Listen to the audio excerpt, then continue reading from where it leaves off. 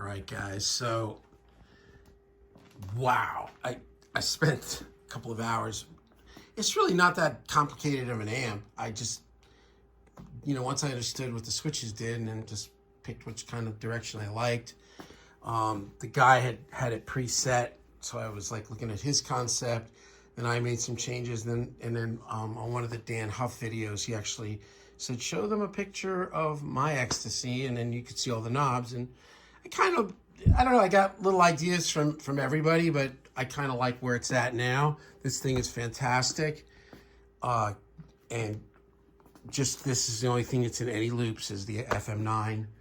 The overdrive pedals and all this EQ is in front. Now, so I've got the Ecstasy, which the switcher's here. I've got the Matchless, and then I've got the rectifier up here, which the switcher's on this side.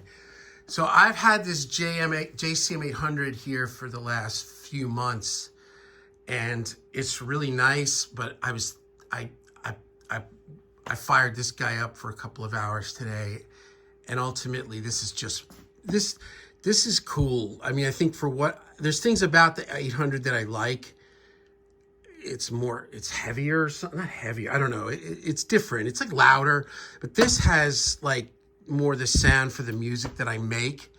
The trepidation I had was that, it doesn't have a loop, but now I'm changing up the way I'm viewing all this, and I'm using more software, and that's it, man. So I ended up taking this out, and which I have to plug it in, but yeah, no, it's working.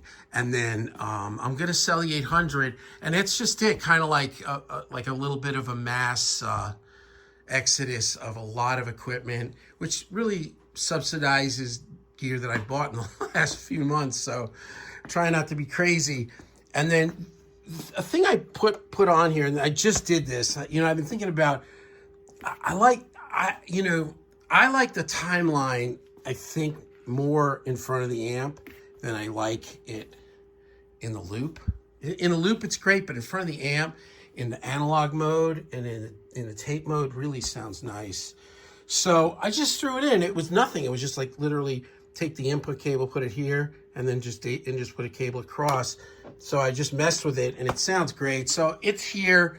This would be then in front, but again, solving these problems of like, while I'm working, the timeline's right here. And I'm not trying to program it down here and hunch over. So we'll see. It's here for right now. Yeah, so that's really the rig. It really sounds so good. And then I've just got the two cabs. I've got the X pattern vintage 30 greenback in the traditional slant. And I've got the old 94 Matchless, which has like a greenback in like an H30. And 57s and biodynamic M160s. There's that 800. I'm going to sell it. And that's it. It's time to just make music now and let this go, because it is awesome. I'm so digging this amp. It's so chewy sounding. It's different enough from a Marshall to warrant having it. And I think that it's just really going to be, I think it's really going to add to the productions here. No, that's what we're hoping for, right? Hopefully all this stuff makes it better.